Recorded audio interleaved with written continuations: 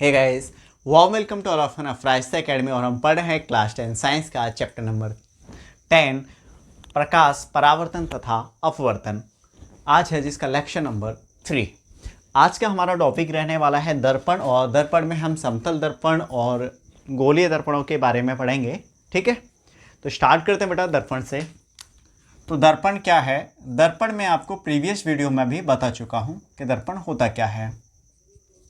दर्पण हम कह सकते हैं जैसे अपने पास कोई कांच का पृष्ठ है और उसके एक तरफ अपन क्या कर दें, पॉलिश कर दें, तो वो क्या बन जाता है, दर्पण बन जाता है। ठीक है, अब दर्पण की बात करें तो दर्पण जो हमारे हैं वो मेनली दो प्रकार के अपने को यहाँ पे देखेंगे।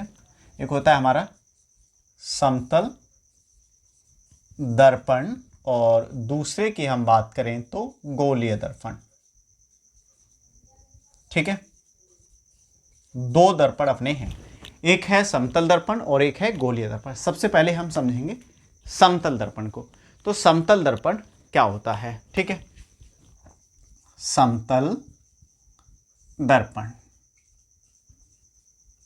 अच्छा, नोट्स के लिए बेटा एक काम करना, आप लोग डिस्क्रिप्शन में एक लिंक दे रखा है टेलीग्राम चैनल का। ठीक है, तो वहां पे जाके उसको ज्वाइन कर लीजिए, वहां पे आपको नोट्स मिल जाएंगे। वहीं एक और लिंक है जिसमें अपनी साइंस की अब तक की सारी वीडियोज हैं। ठीक है, और बाकी अपने दोस्तों को भी बताओ। ठीक है, इससे उनका भी थोड़ा फ़ायदा होगा। और अगर आप हमारी वीडियोज और नोट से प्रॉपर तैयारी अगर कर रहे हो तो आप इस बात को लेके तो श्योर हो जाओ कि आपका पेपर इससे बाहर जाएगा नहीं। और आप अगर अच्छे से तैयारी कर रहे हो तो 90+ आपका जो स्कोर है बड़े आराम से हो जाएगा। ठीक है, टेंशन लेने की कोई बात नहीं है, और आपको कोई एक्स्ट्रा मॉडल या कोई पासबुक वगैरह लेने की भी ज़रूरत नहीं पड़ेगी। ठीक है, तो समतल दर्पण क्या है बेटा? जैसे अपना ये बोर्ड है, इस टाइप का कोई कांच है पूरा। अब उसके एक सतह पर अपन क्या कर दें, पॉलिश कर दें। ठीक है, पॉलिश अपन कलई की भी और चांदी की भी पॉलिश कर सकते हैं। ठीक है, लेड सल्फाइड वगैरह का भी होता है। तो ऐसे में सेव इस तरह से ले सकता हूँ ये। ठीक है, तो हमारा क्या बन जाएगा, समतल दर्पण। या फिर हम ऐसे कह सकते हैं एक ऐसा दर्पण जिसका परावर्तक पृष्ठ क्या होता है, प्लेन होता है, यानी समतल होता है। क्या कह सकते हैं, एक ऐसा दर्पण जिसका परावर्तक पृष्ठ क्या हो, समतल। क्या कहलाता है, समतल दर्पण कहलाता है। जैसे आपके घरों में है दर्पण है ना, आपके घरों में। ठीक, अब समतल दर्पण में होता क्या है बेटा? जैसे मान लो ये समतल दर्पण है, या आपके घर में जो है वो अगर समतल दर्पण है, जब आप समतल दर्पण के सामने खड़े होगे, ठीक, क्या खड़े होगे, आप समतल दर्पण के सामने खड़े होगे तो आप अपने आप को दर्पण के अंदर देखोगे तो आपको दिखाई देगा, मतलब खुद का जो प्रतिबिंब है वो किस में दिखाई देगा, दर्पण में आपको दिखाई देगा। अच्छा, प्रतिबिंब आया बेटा, मैं अभी बताऊंगा आपको प्रतिबिंब के बारे में। ठीक है, कैसे बनता है प्रतिबिंब, क्या चीज़ होती है। तो आप ऐसे मान के चलो, आप जब दर्पण के सामने खड़े हो गए, आईने के सामने, तो आपको अपना फोटो उसमें दिखता है, आपको चित्र दिख रहा है। क्लियर है ना? ठीक, अब आपको समतल दर्पण में, अगर आप समतल दर्पण के सामने खड़े हो तो आपका जो इमेज है, जो चित्र है, जो आप खुद को देख रहे हो, वो पता है क्या होता है, समतल दर्पण के सामने अगर खड़े हो गए, जैसे ये मार्कर है, तो आपको मैंने ये मार्कर रखा है यहाँ पे, मान लो ये दर्पण है हमारा, तो इसमें जो मार्कर है वो सेम साइज का दिखेगा, यानी जितना इस मार्कर का साइज है उतना ही इसमें दिखेगा। ठीक है ना? और एक और चीज मैं बता दूं बेटा आपको, सेम साइज का मार्कर दिखेगा। दूसरी चीज ये है कि जितनी दूरी पर मैं मार्कर को इस दर्पण से रखूंगा समतल दर्पण के अंदर, उतनी ही दूरी पर अंदर दिखेगा। दो चीजें समझ में आई। समतल दर्पण के अंदर अगर हम बात करें तो जो हमारा प्रतिबिंब है, ठीक है, जो बन रहा है वो वस्तु के बराबर ऊंचाई का बनता है, यानी जितनी ऊंची वस्तु उतना ही। और दूसरी चीज ये कि जब आप खड़े होते हो तो अपना चित्र आप कैसे देखते हो, सीधा ही तो देखते हो। जैसे आप सीधे खड़े हो वैसे ही दिख रहा है ना आपको दर्पण में। तो कुल देखो तीन चीजें हो गई। पहला, अगर आप करोगे तो ऊंचाई समान है ना, ऊंचाई, और दूसरे नंबर पे आ जाओ दूरी, तीसरे नंबर पे आ जाओ सीधा। तीन चीजें आपको यहां पे मैं बता रहा हूं। ऊंचाई का मतलब जितनी ऊंची वस्तु है उतनी ऊंचाई की इसमें दिखाई देगी, जितनी दूरी पर इस दर्पण से उतनी ही दूरी पर अंदर दिखाई देगी। ठीक है, दूसरा सीधी है, सीधी दिखाई देगी। ये आप खुद का खड़े होकर देख सकते हो, आप अनुभव कर सकते हो इस चीज़ का। 3 चीज़ें होंगी। अच्छा, एक चीज़ और, इसमें पार्श्व परावर्तन होता है। मतलब क्या, जैसे आप अगर ये उठाते हो, लेफ्ट हैंड उठा रहे हो, ठीक है, आप अपना, ये तो मेरा राइट है, ठीक है, आप अगर अपना लेफ्ट हैंड उठा रहे हो तो दर्पण में क्या दिखेगा, राइट। जैसे आप उधर से लेफ्ट तो राइट, यानी इसमें डायरेक्शन चेंज हो जाता है, मतलब लेफ्ट राइट और राइट लेफ्ट, ये होता है बस, ठीक है। जैसे मान लो समझ आई क्या होगा, सीधा उल्टा तो समझ आता है ना, जैसे ये मैं इसको सीधा हाथ कह सकता हूँ, सीधा हाथ उठा रहे हो तो उसमें अगर दर्पण में देखोगे तो कैसा लगेगा, उल्टा हाथ, ठीक। क्योंकि आपने कुछ मूवियाँ देखी होंगी ना, मूवियों में क्या होता है कि जैसे वो खड़े हो जाते हैं दर्पण के सामने और ऐसे ऐसे करके ऐसे कुछ होंगे, ऐसे करते हैं, तो जैसे मैं दर्पण के सामने रखूंगा तो मेरे को उधर से भी यही तो हाथ आएगा, ये वाला ऐसे ऐसे करेगा। अब मान लो इधर मैं आपको खड़ा कर दूं और आप मेरे हाथ से हाथ मिला रहे हो, तो आपका इस हाथ से मेरे हाथ से कौन सा हाथ मिलेगा, बताओ। मेरा ये राइट है, आपका लेफ्ट ही तो मिलेगा। समझ आ गया, ठीक है। तो आपको समतल दर्पण में की जो चीजें हैं समझ आ गई। प्रतिबिंब बराबर का बनता है, ठीक है, मतलब वस्तु के बराबर ऊंचाई का। अब यहाँ पे 2 चीजें देखो, समझो, एक चीज और समझो, 2 शब्द मैं आपको यहाँ पे, एक बताने वाला हूं बिंब और दूसरा है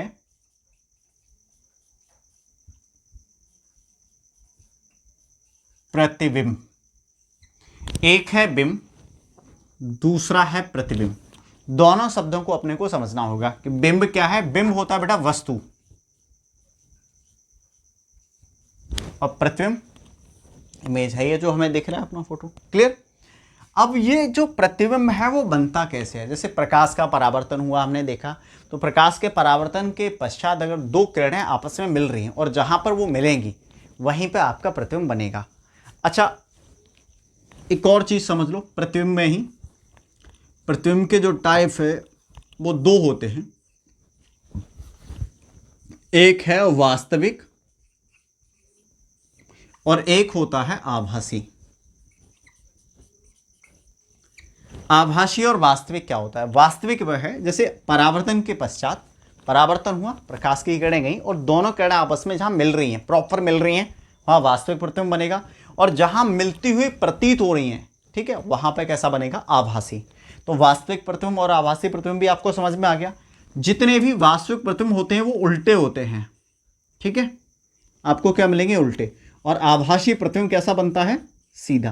तो इसका मतलब समतल दर्पण में जो प्रतिबिंब हमारा बन रहा है वो सीधा है, तो कैसा है, आभासी है। और आभासी प्रतिबिंब को पर्दे पर प्राप्त नहीं किया जा सकता, वास्तविक प्रतिबिंब को पर्दे पर प्राप्त किया जा सकता है।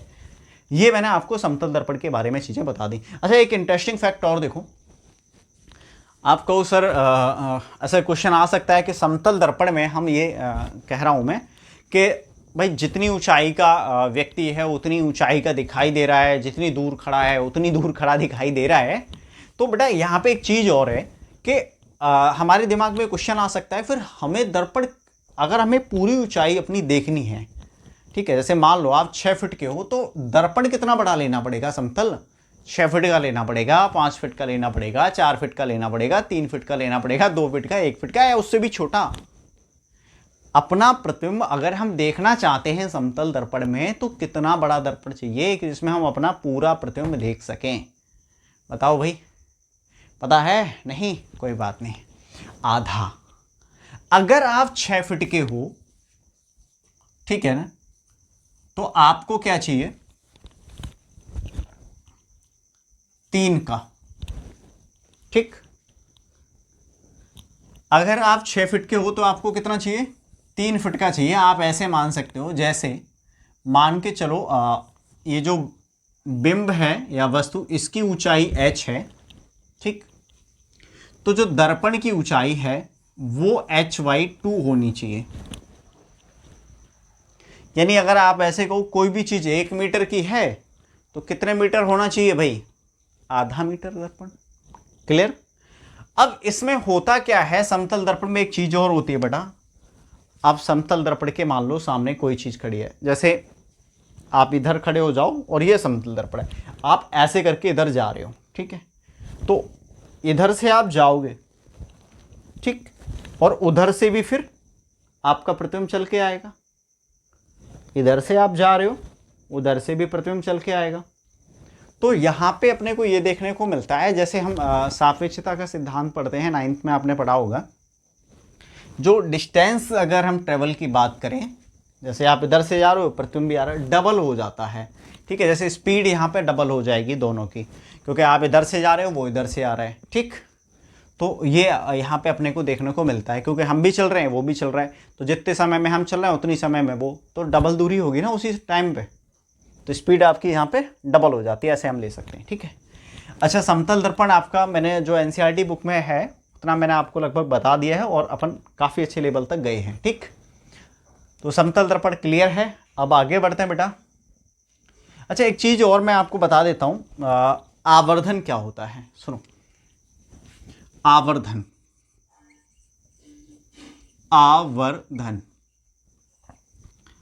एक क्वेश्चन इसमें दे रखा है एनसीईआरटी बुक में लास्ट में, है ना, 12 या 13वां प्रश्न है आपके एक्सरसाइज का, उसको देख लो। आवर्धन में क्या होता है बेटा, इससे अपने को ये पता चलता है कि प्रतिबिंब का साइज क्या है।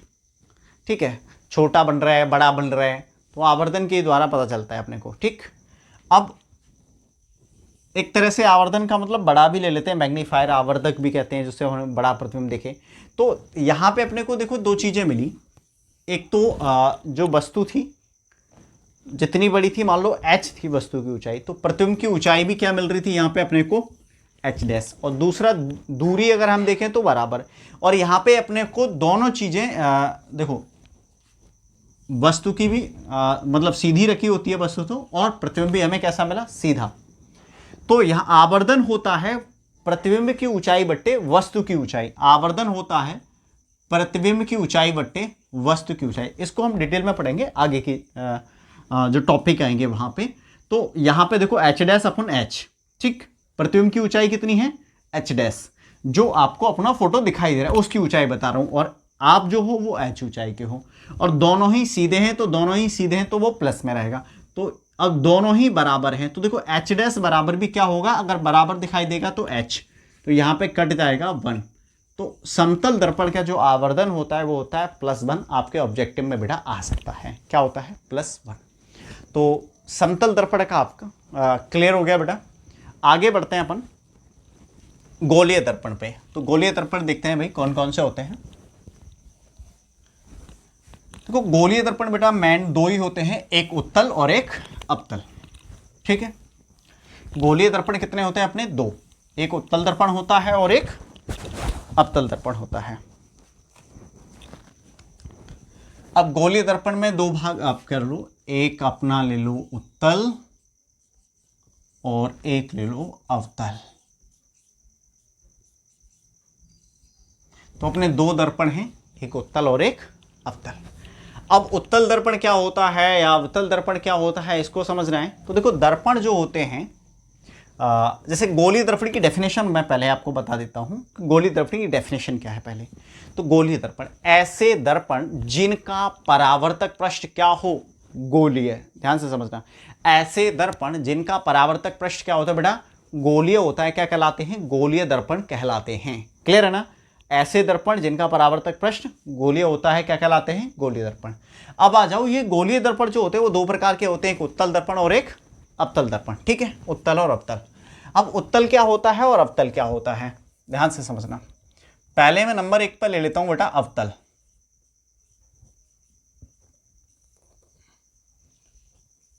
दर्पण, मान लो इसको बनाने के लिए क्या करते हैं, अपने पास एक कांच का खोखला गोला है,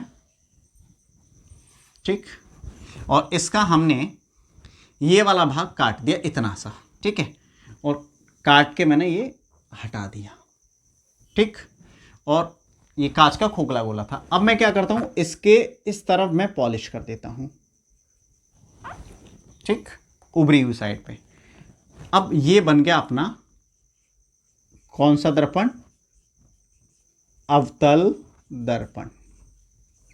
अब डेफिनेशन देखो क्या, वह गोलीय दर्पण जिसका परावर्तक पृष्ठ अंदर की ओर दबा हुआ हो, ठीक, या जिसका परावर्तक पृष्ठ क्या हो, अंदर की ओर वक्रित हो। देखो यहां पे देखो अवतल है ना, तो अंदर आपको ध्यान रखना है ना। तो वो क्या कहलाता है, अवतल दर्पण कहलाता है। ठीक, वह गोलीय दर्पण जिसका परावर्तक पृष्ठ क्या हो, अंदर की ओर वक्रित हो या फिर आप कह सकते हो दबा हुआ हो, क्या कहलाता है, अवतल दर्पण। क्लियर। अब एक और चीज आ जाओ आप, नेक्स्ट दर्पण अपन ले लेते हैं। अवतल आपका हो गया, उत्तल दर्पण। ठीक है, उत्तल को भी सेम बनाते हैं अपन ऐसे ही। मैं इधर ही बना लेता हूँ, ये भी लिख लेते हैं, उत्तल दर्पण। ठीक है, अब ये भी हमारे पास ये गोला था, तो हमने क्या किया, ये भाग अपना काट दिया इतना, और ये, और इधर हमने कर दिया एक तरफ इसके पॉलिश। ठीक, तो ये जो है पॉलिश क्या है, इसमें अंदर की तरफ है।